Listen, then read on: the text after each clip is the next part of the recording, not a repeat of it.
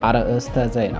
በሳይንታጅ ባር ከተማ ነሆር ሜዳ የሚገኘው የአገዛዝ ወታደራዊ ካምፕ አጥቢያ ሌሊቱን መውደሙ ተሰምቷል።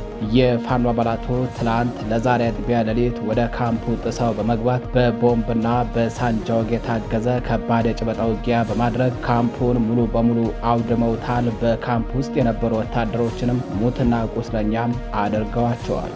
መረጃውን በዝርዝር አጠናቅረን ይዘነዋል፣ ታደምጡታላችሁ። በተያያዘ በዚያው በአማራ ሳይንት ግንባር ከደንሳ ከተማ በቅርብ ርቀት ልዩ ስሙ ድድቻ ተብሎ በሚጠራው አካባቢ ላይ በሁለት ወታደራዊ ፓትሮል ተሳፍረው ሲንቀሳቀሱ በነበሩ አገዛዝ ወታደሮች ላይ ከባድ ጥቃት ተፈጽመዋል። መረጃውን በዝርዝር ትሰሙታላችሁ። በተያያዘ ዜና የለጋምቦ ወረዳ መቀመጫ ከሆነችው ከገነቴ ከተማ በቅርብ ርቀት ፋኖ በፈጸመው ደፈጣ ጥቃት በሰሜን ምስራቅ እዝ የ801 ኛ ኮር ወታደሮች ከሚሊሻና አድማ ብተና ጋር ሆነው በተሽከርካሪ እየተንቀሳቀሱ እንዳለ ከባድ እልቂት ደርሶባቸዋል። ወታደሮቹ እዛው ተሽከርካሪው ላይ እንዳሉ ነው ቦምብ እንደ ዶፍ ዝናብ የወረደባቸው። መረጃውን በዝርዝር አሰናድተነዋል፣ ትሰሙታላችሁ። በሌላኛው መረጃችን በዳጋ እስጢፋኖስና በደቅ ደሴት በጀልባ ቅኝት ሲያደርጉ በነበሩ የአገዛዙ ኮማንዶዎች ላይ በተፈጸመ ጥቃት ሰጥመው ከነበሩ ጀልባዎች መካከል አንዷ ጀልባ መገኘቷ ተሰምቷል። ከቀናት ፍለጋ በኋላ አንዷ ጀልባ ተገኝታለች። ነገር ግን በጀልባዋ ላይ ተሳፍረው የነበሩት ኮማንዶዎች አስከሬናቸው አለመገኘቱ አነጋጋሪ ሆነዋል። የቀሩ ጀልባዎችንና የኮማንዶዎችን አስከሬን ለማግኘት ከፍተኛ ቁጥር ባላቸው የባህር ጠላቂዎች ፍለጋው ጣና ሐይቅ ላይ ተጠናክሮ ቀጥሏል። መረጃውን በዝርዝር አሰናድተነዋል። በሌላኛው መረጃችን በምዕራብ ደንቢያ ጎርጎራና ጅብጅባ በተባሉ ቦታዎች ላይ በተመሳሳይ ሰዓት ደፈጣ ጥቃት ተፈጽሞ በርካታ ያገዛዙ ወታደሮች ተደምስሰዋል። ከደፈጣ ጥቃቱ በኋላ ከጥቃቱ የተረፈው ያገዛዙ ኃይል በአንድ ተሽከርካሪ ሙሉ አስከሬን ጭኖ ከባድ መሳሪያ የወር ደንበሩን እየተኮሰም ወደ መጣበት ፈርጥጧል ሲሉ የዓይን እማኞች ተናግረዋል። መረጃውን በዝርዝር አሰናድተነዋል፣ ትሰሙታላችሁ። ሰላም ጤና ይስጥልኝ። የተከበራችሁ የመረብ ሚዲያ ቤተሰቦች እንደምን ዋላችሁ፣ እንደምን አመሻችሁ። ከመረብ ሚዲያ የዛሬ ታህሳስ 27 2018 ዓ.ም የአመሻሽ መረጃዎችን አጠናቅረን ይዘን ቀርበናል። መረጃዎቻችን ለብዙዎች ተደራሽ እንዲሆኑ ቻናሉን ላይክ፣ ሰብስክራይብ እንዲሁም ሼር ማድረጋችሁን እንዳዘነጉም አብራችሁን ቆዩ።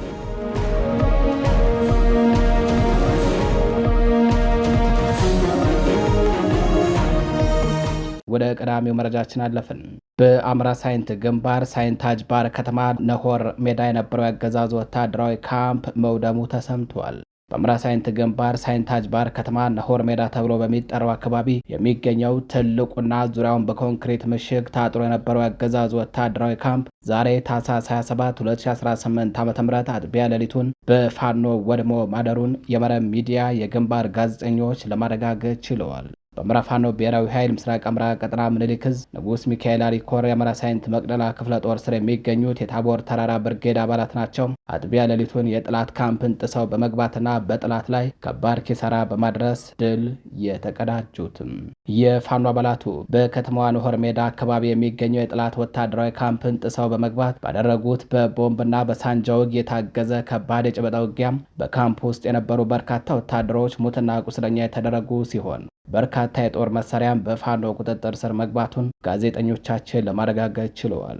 በዚህ የሌሊት ኦፕሬሽን ከተገደሉትና ከቆሰሉት ያገዛዙ ወታደሮች በተጨማሪ በኮንክሪት ምሽግ ታጥሮ የነበረው ወታደራዊ ካምፑ ሙሉ በሙሉ በእሳት ተቃጥሎ ወድሟል። በኦፕሬሽኑ የቆሰሉ በርካታ ቁጥር ያላቸው ወታደሮች ንጋት ላይ ለሕክምና ወደ ሳይንታጅ ባር የመጀመሪያ ደረጃ ሆስፒታል መወሰዳቸው ተሰምተዋል። በተያያዘ ዜና በዚያው በአማራ ሳይንት ግንባር ከደንሳ ከተማ በቅርብ ርቀት ልዩ ስሙ ድድቻ ተብሎ በሚጠራው አካባቢ ላይ በሁለት ተሽከርካሪ ተሳፍረው ሲንቀሳቀሱ በነበሩ ያገዛዙ ወታደሮች ላይ የደፈጣ ጥቃት ተፈጽሞባቸው ከባድ የሆነ የሰብአዊና ቁሳዊ እንዲሁም ሞራላዊ ኪሳራ እንደደረሰባቸው ተሰምተዋል። ጥቃቱን የፈጸሙት በአማራ ሳይንት መቅደላ ክፍለ ጦር ስር የሚገኙ የአትሮንስ ብርጌድ አባላት ሲሆኑ በጥቃቱ በሁለቱም ወታደራዊ ፓትሮል ላይ ተሳፍረው የነበሩት ወታደሮች ሙሉ በሙሉ መደምሰሳቸው ነው የተነገረው።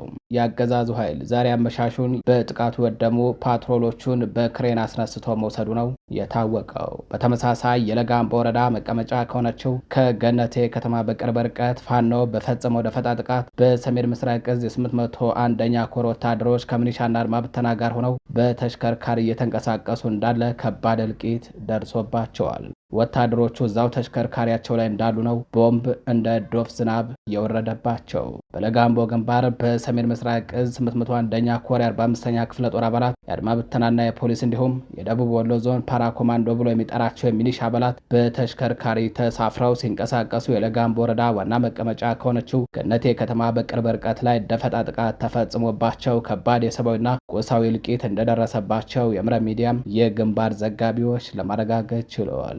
በአማራ ፋኖ ብሔራዊ ኃይል ምስራቅ አማራ ቀጠና ምኒልክ ዕዝ ንጉስ ሚካኤል ሪኮር ሳጅን አደማሊ አባናደው ክፍለ ጦር ስር የሚገኙት የአህመድ አቃስታ ሻለቃ አባላት ናቸው። በተሽከርካሪ ተሳፍረው እየተጓዘ በነበረ የጥላት ኃይል ላይ ጥቃቱን ፈጽመው እልቂቱን በማድረስ ድል እንደሸማ የተጎናጸፉትም።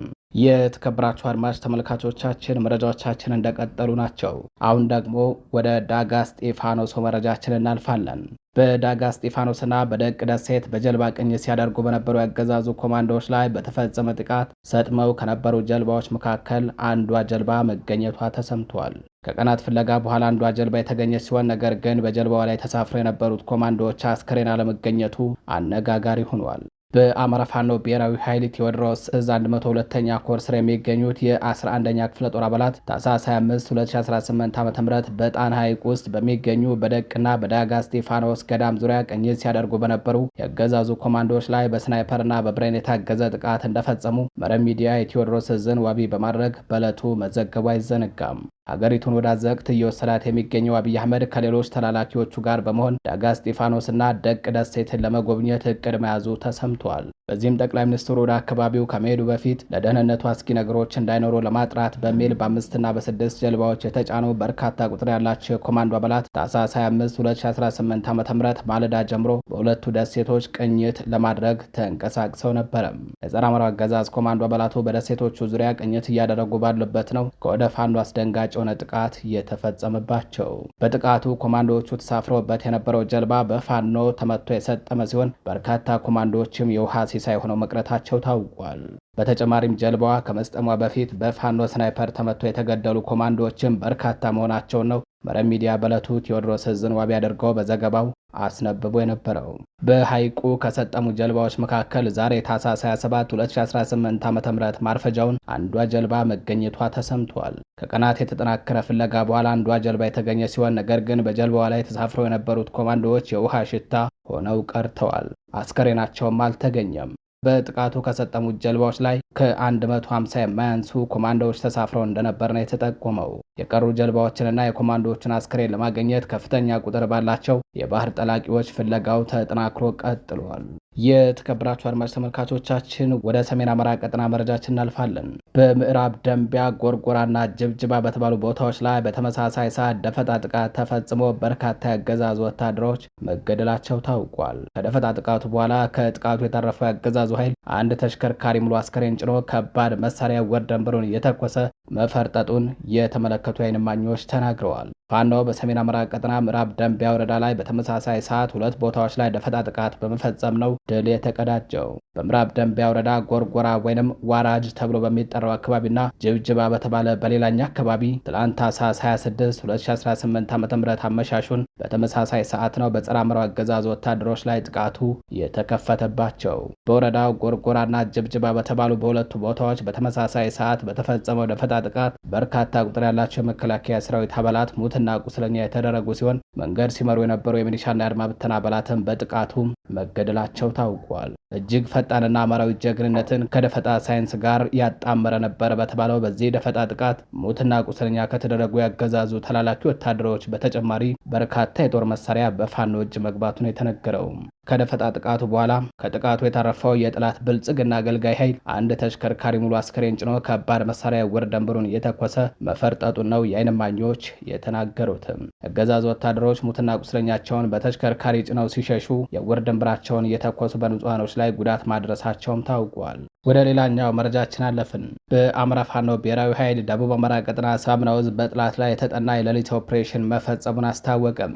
የጠላትን ቅስም በመስበር የሚታወቀው የአማራ ፋኖ ብሔራዊ ኃይል ደቡብ አማራ ቀጠና ሳምና ዕዝ ባልጪ ከተማ በመግባት የሌሊት ኦፕሬሽን በመስራት በአገዛዙ ኃይሎች ላይ ከባድ ኪሳራ ማድረሳቸው ታውቋል። ኦፕሬሽኑ የተሰራ የአማራ ፋኖ ብሔራዊ ኃይል ደቡብ አማራ ቀጠና ሳምና ዕዝ ከሰም ኮር 2 ነበልባል ክፍለ ጦር በኃይሉና መቶ አለቃ አበባው ብርጌድ ሸማቂ የፋኖ አባላቶችና አመራሮች ተናበው በወሰዱት የቅንጅት እርምጃ ነው። በህዝቡ ቅቡልነት ያጣው የአብይ አህመድ ዙፋን አስጠባቂ ሰራዊት በየጊዜው የሚደርስበትን ከባድ የፋኖ ምት በሚዲያ ፕሮፓጋንዳ ለመቀልበስ በማቀድ የፋኖ አባላቶችና አመራሮች የሚገኙበትን ቦታ በሌሊት ለመክበብ ያሰላውን እቅድ ተከትሎ ነው ፋኖ የሌሊት ኦፕሬሽን የሰራበት። የፋኖን የቦምብና የጥይት ናዳ መቋቋም ያቃተው የብርሃኑ ጁላ ግትልትል ሰራዊት ሙትና ቁስለኛውን እንኳን መሰብሰብ ሳይችል እግሩ ወደ አመራው ቦታ መፈርጠጡ ታውቋል። ወደ ሌላኛው መረጃችን አለፍን።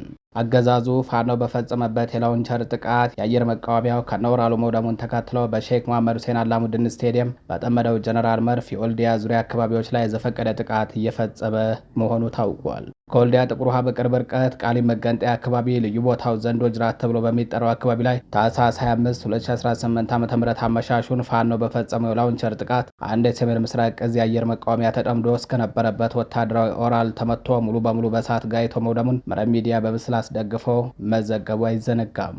ከወደ ፋኖ በተከፈተበት መብረቃዊ ጥቃት የአየር መቃወሚያው ከነወራሉ የወደመበትና በርካታ ወታደሮች የተገደሉበት ብሎም የተማረኩበት አገዛዙ በወልዲያ ከተማ ሼክ መሐመድ ሁሴን አላሙዲን ስቴዲየም ባጠመደው ጀነራል መርፍ ጥቃቱ ከተፈጸመበት ቀን ጀምሮ እስከ ዛሬ ታህሳስ 27 2018 አመሻሽ ድረስ ከወልዲያ እስከ ቃሊም የሚገኙ አካባቢዎች ላይ በቀል እርምጃ እየወሰደ ይገኛል። ከታህሳስ 25 2018 ዓ.ም ጀምሮ ከወልዲያ በቅርብ ርቀት የሚገኙ አካባቢዎች ማለትም አፍሪኬር፣ አላገዶ፣ ሚጦ፣ ጃርሳ፣ ቃሊምና ቃሊም መገንጠያ እንዲሁም ዘንዶ ጅራት በተባሉ አካባቢዎች ላይ ነው የዘፈቀደ የጀነራል መርፍ ድብደባው እየተፈጸመ የሚገኘው። በዚህም የማሽላ አዝመራ እየሰበሰቡ የነበሩ አርሶ አደሮች ታህሳስ 25 2018 ዓ.ም ተመተው ህይወታቸው ያለፈ ስለመኖሩ መረብ ሚዲያ በወቅቱ መዘገቡ አይዘነጋም። ከፋኖ ጋር ጠንከር ያለ ውጊያ አካሄደው ድል ማድረግ የማይችሉ አገዛዙ ወደ ውጊያው ከባድ የሆነ የሰብአዊና ቁሳዊ ኪሳራ በገጠመው ቁጥር አቅመ ደካሞችን ሰብስቦ በጅምላ በመረሸን ህጻናትና ነፍሰ ጡር ሴቶችን በመግደል እንዲሁም የልጃገረዶችን ጡት በመቁረጥና የታዳጊዎችን ብልት በመስለብ የበቀል እርምጃ እንደሚወስድ በተደጋጋሚ አሳይቷል።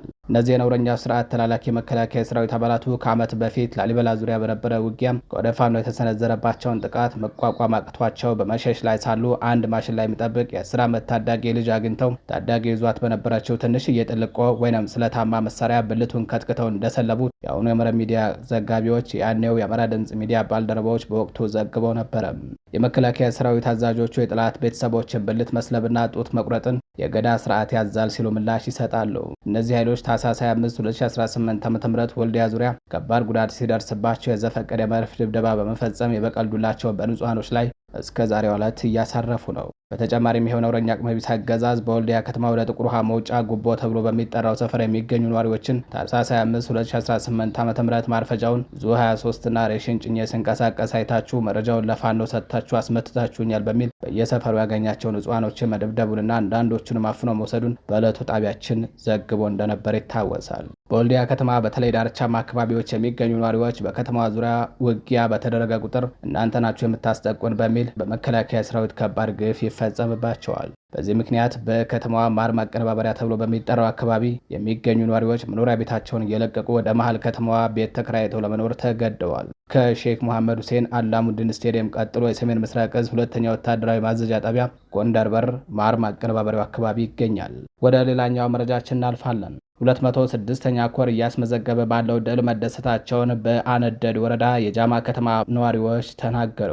በአማራ ሕዝብ የህልውና ተጋድሎ ጥላትን በመደምሰስ ታላቅ ገድል የፈጸመው ቴዎድሮስ ዕዝ ካለፉት ጥቂት ወራት ጀምሮ በመልሶ ማደራጀት ትግበራው የኮር አደረጃጀት በማዋቀር ባደረገው ድርጅታዊ የመዋቅር ማሻሻያ አመርቂ ለውጥ እያስመዘገበ ሲሆን 206ኛ ኮር ያከናወናቸው ተግባራት የማሻሻያ ውጤት ማሳያ ተደርገው ይታያሉ ተብሏል። በወቅታዊ ጉዳዮች ዙሪያ ባነደድ ወረዳ የጃማ ከተማ ነዋሪዎች ጋር ውይይት ያደረገው 206ኛ ኮር ያልተቋረጠ የህዝብ ድጋፍና ትብብር በመኖሩ በጃማ ከተማ፣ በደጀን፣ በሉማሜ፣ በደብረ ኤልያስና ጎዛምን ወረዳዎች በተከታታይ የተፈጸሙ ድሎች ሚስጥር ህዝባችን ነውና ምስጋና ይገባዋል ሲል መልእክትም አስተላልፈዋል። በደብረ ማርቆስ ከተማና በስናን ወረዳ ከቀናት በፊት የተገኙ ድሎች ማህበረሰቡ በነቂስ በመውጣት ባደረገው ርብርብ ስናይፐር በማጭድ የማረከ አርሶ አደር እንዳለ ያወሱት የኮር አመራሮች ጀብድ ለፈጸሙ ነዋሪዎች እውቅና እንደሚሰጥ አስታውቀዋል። በነበረው የህዝባዊ ውይይት መድረክ በንቃት የተሳተፉ የማህበረሰብ ክፍሎች በበኩላቸው 206ኛ ኩሪ አካባቢውን የህዝብ አስተዳደር በተገቢ ሁኔታ ያሻሻልና በቀጠናው ባስመዘገበው ድል ደስታ እንደተሰማቸው ተናግረዋል። የህዝብን ያልተቋረጠ ድጋፍና አስተማማኝ የህዝብ ደጀን በዘላቂነት በማረጋገጥ የህዝብን የፍትህና አስተዳደራዊ ጥያቄዎች በመቀበል አፋጣኝ ምላሽ እየተሰጠ እንደሚገኝም